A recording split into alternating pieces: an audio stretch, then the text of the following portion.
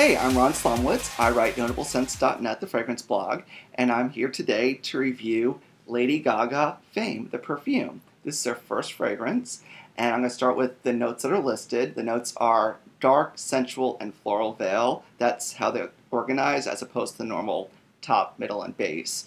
The dark notes are belladonna flower and incense. The sensual notes are honey drops, saffron, and apricot. And the floral veil is jasmine and tiger orchid. When I spray this on me, what I get is a dark floral that is definitely sweet. And it is strong. When you first spray it on, people around you are going to notice it. It will project very strongly for probably the first half an hour to 45 minutes you wear it. At least it does on my skin. And it settles down, but it's still there. And for a good 2 hours, you are radiating a floral essence. And it's powerful. It's strong stuff. After about 3 to 4 hours, it calms down on my skin and then comes more of a skin scent by about the 5th hour. And it lasts on me up to 12 hours. But that's on my skin, and my skin seems to love fragrance a lot and holds on to it. The flower you get on top is pretty much there throughout. So if you don't like the first top notes of it, you're probably not going to like the fragrance because that floral lasts throughout. And it's unique in that it's a little different every time I wear it. They talk about this push-pull technology where the ingredients work together to highlight the different olfactory aspects of the scent, and the notes work differently together, and as it touches your skin it reacts. And actually I kind of believe that because each time I wear this it's a little different. The first time I wore it, I got the flower, and then like an hour later I was like, ooh, I smell peach and pear and apricot, but not like little girl sweet fruit, more like mature, dry, kind of dark fruit. It's not a juicy apricot, it's a dry apricot, but it's still sweet, and the honey is definitely still there. And then the second time I wore it, I got the flower on top, and then I was like, that's Nag Champa. And for me, Nag Champa has a very specific association smell memory. I think of my friend who's a pothead who is under the delusion that Nag Champa covers the smell of weed and cat pee, and it really doesn't. And that's just what Nag Champa means to me. Nag Champa is a sweet incense, and so the incense they talk about was definitely there for me that time I wore it. Then another time I got just straight floral the whole time, and then I got like sweet honey hay. And that's obviously the saffron coming out, because to me, saffron smells like honey and hay, which is an odd combination. The floral and the fruit definitely is there throughout, and I can't say that, yeah, that's the belladonna flower, because I've never smelled the dark tears of belladonna flower. I've not been exposed to that in my life. But if that's what it is, then yeah, it's the belladonna flower. I do get some jasmine towards the end of it, and a little bit of orchid, which they mention also. I get a little bit of violet as well, which isn't a listed note, but it's always good to realize when they give you a list of notes, that's not always what's in there. That's what they're marketing to you as. One thing you definitely will not smell is the whole bodily fluids thing. When Lady Gaga first announced this fragrance, there was talk that it's going to be inspired by semen and blood, and this doesn't smell like that, and trust me, I would know what those two things smell like. Because when fragrance was first announced, all the perfume lovers were thinking, oh, this could be like Secretions Magnifique by Tant Libre d'Orange. Really out there, wild, freaky fragrance that smells like all bodily fluids.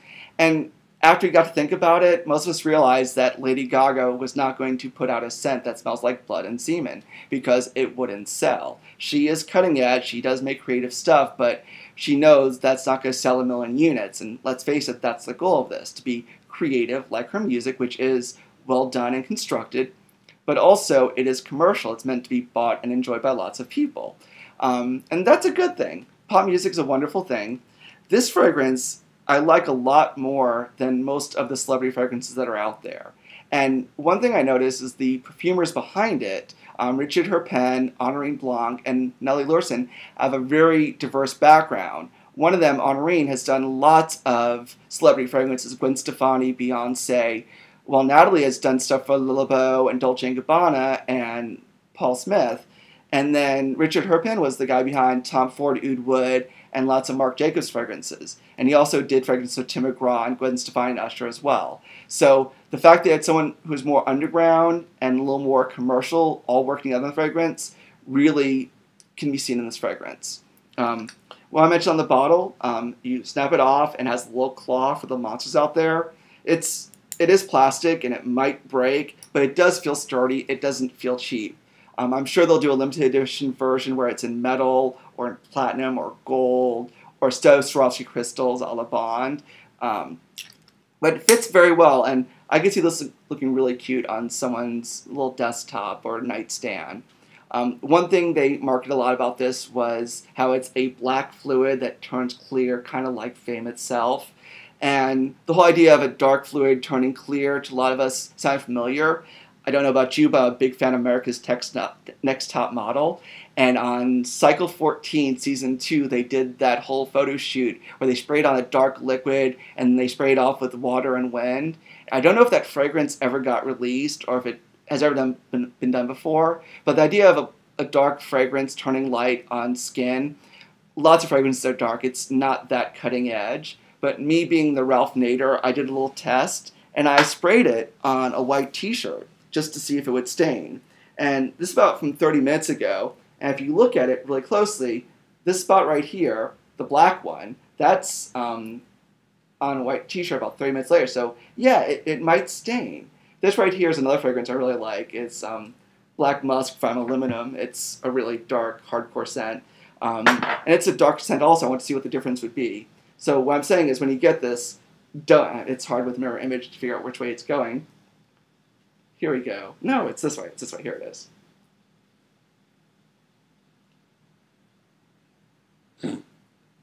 Here you go. You see the dark and dark black, the right here, the Fame and the Black Musk. It might stain white clothing, so don't spray it on white clothing. Spray it on your skin. And anyway, you want it to react to your skin, not react to your clothing, and just hang around limp for hours and hours on end. You definitely want to skin test this on your skin because it reacts differently on different people. On me, as I said, I get 12 hours of skin scent after 2 hours of strength. Really strong projection.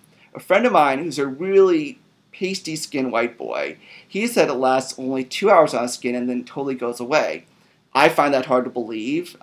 This is the guy who wears like Chanel Bleu and niche fragrances also, but he makes mainstream fragrances smell really expensive on his skin. That's the way they react on him. I think he was getting anosmatic to it, where he smelled it for so long, it was kind of linear on him, that his nose couldn't pick it up anymore.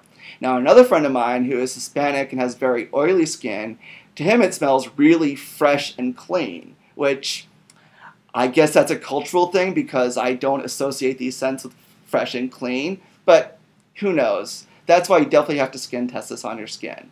As for who this would be good for, definitely it's for girls. That's who it's aimed at and marketed towards. With that being said, I could totally see a guy rocking this. Maybe not like a butch, macho, manly man, but all Lady Gaga's fans, her guys would love this. I can see the emo boys being on this. The gays, of course, will love this also. And I could imagine myself walking into play or a gay bar and smelling this on every guy in there. And that wouldn't be a bad thing because it's definitely a lot more enticing and different and unique than a lot of other mainstream department store scents. With that being said, I do like it that it is a department store scent that's mainstream. It's going to sell millions of units, but it's actually interesting and has some depth. And that kind of relates back to Lady Gaga's music. If you think about it, she is making pop music. It's commercial, it's accessible, and she's taking electronic dance music that's kind of underground and putting pop lyrics on top of it that she writes herself and produces and making it accessible to the mainstream people. And of course, lots of comparisons to Madonna. She, reductive or whatever. If you think about Madonna, at her best, she was taking Vogue and other underground and gay elements and bringing them up to the mainstream, and that's what Lady Gaga is doing for the O's and the teens, 2000s and 2010s, as opposed to the 80s and 90s when Madonna did it.